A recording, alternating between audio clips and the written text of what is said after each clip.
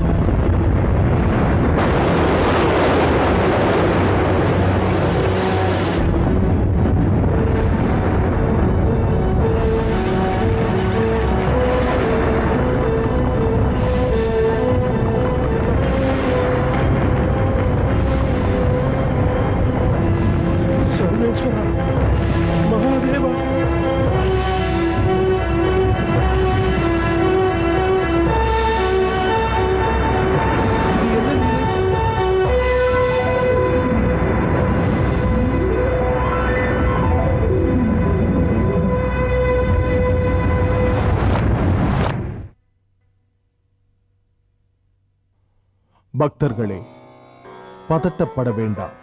மகாபிரபுவே, சோமேஸ்வர லிங்கத்திலிருந்து காட்சியளிக்கும் தாங்கள் யார்?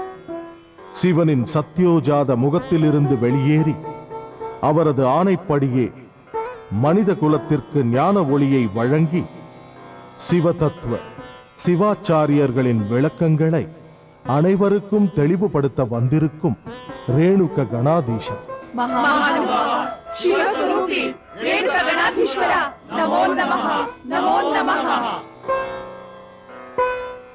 மகாபிரபுவே, எனக்கு ஒன்றும் புரியவில்லை. விவரமாக எடுத்துக் கூறுங்கள். வேதோபதேசங்களுக்கு புது வழிமுறைகளை கூறி சிவ சித்தாந்தங்களை உருவாக்கவும் சிவ தர்மத்தை வளர்க்கவுமே யாம் வந்திருக்கிறோம். சிவசிவா, சிவயோகி, தாங்களே எங்களுக்கு சாக்ஷாத் பரமேஸ்வரன். தங்களை பார்த்த எங்களுக்கு சாக்ஷாத் சிவனின் தரிசனமே கிடைத்தது போல எங்கள் ஜென்மம் புனிதமாகிவிட்டது. நாங்கள் முக்தி அடைந்தது போல உணர்கிறோம். அது மட்டும் போதாது, சிவ சாயுத்தி அடைய வேண்டும். அதற்காக வீர சைவ சித்தாந்தங்களை அறிந்து அதை நடைமுறைப்படுத்த வேண்டும். சிவஸ்வரூபி, அறியாதவர்களான எங்களுக்கு சிவலீலைகள் பற்றியும் மற்றும் சிவனை துதிக்கும் முறைகள் பற்றியும் விளக்கமாக கூறுங்கள். பிரபு, எங்களிடம் உள்ள அந்தகாரத்தை நீக்க வேண்டும்.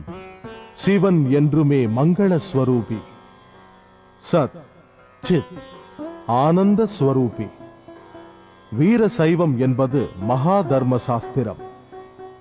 இவை நூற்றுக்கணக்கான ஸ்தலங்களை அடைந்தவை. சிவ சித்தாந்தம் வேத சமானம், சர்வம் வேதமயம். இதை அறிந்து கொள்ள நீங்கள் முதலில் சிவபக்தர்களாக வேண்டும். சிவபக்தராவது அப்படியென்றால் என்ன பிரபு? யார் சிவ தீட்சையின் மூலம் லிங்காதாரியாகி பஸ்ம ருத்ராட்சங்களை அணிந்து தினந்தோறும் லிங்க பீடத்தில் லிங்க பூஜைகளை செய்து பஞ்சாக்ஷர மகா மந்திரத்தை ஜபிக்கிறார்களோ அவர்களே சிவபக்தர்களாவார்கள். பிரபு, இந்த தவத்திலிருந்து முக்தி அடைந்து சிவனை அடையும் வழியை கூறுங்கள். சிவபெருமானை அடைய சிவபக்தி பிறக்க வேண்டும். சிவனின் அனுகிரகத்தால் மட்டுமே பக்தி பிறக்கும். அப்படி உண்டாகும் பக்தியை சக்தி பாதம் என்பார்கள். அந்த சக்தி பாதத்தின் அடையாளம் கொண்டு குரு அவருக்கு லிங்க தீட்சையை கொடுத்து புனித இடத்தின் வழிகளை போதிப்பார். அந்த புனித இடம்தான் சிவ சாயுத்தியத்தின் மார்க்கம். நீங்கள் அனைவரும் லிங்காதாரிகளாகி திரிகாலமும் லிங்க பூஜைகளை செய்து சிவ தத்துவம் சிவாச்சாரங்களை தவறாமல் அனுஷ்டியுங்கள். பஞ்சாக்ஷர மந்திரத்தின் மூலமாக உங்கள் சகல கஷ்டங்களும் கர்மங்களும் மறைந்து சுகம், சாந்தி, நிம்மதியும் அடைந்து ஜென்ம சாபல்யம் உண்டாகட்டும்.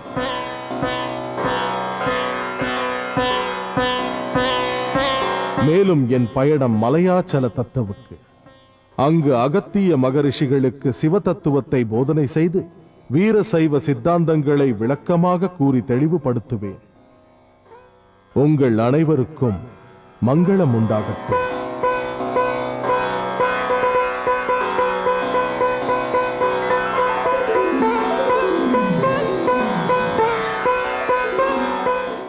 சிவஸ்வரூபமான ஜெகத்குரு ஸ்ரீ ரேணுகர் நம் ஆசிரமத்திற்கு வருகை புரிகிறார்.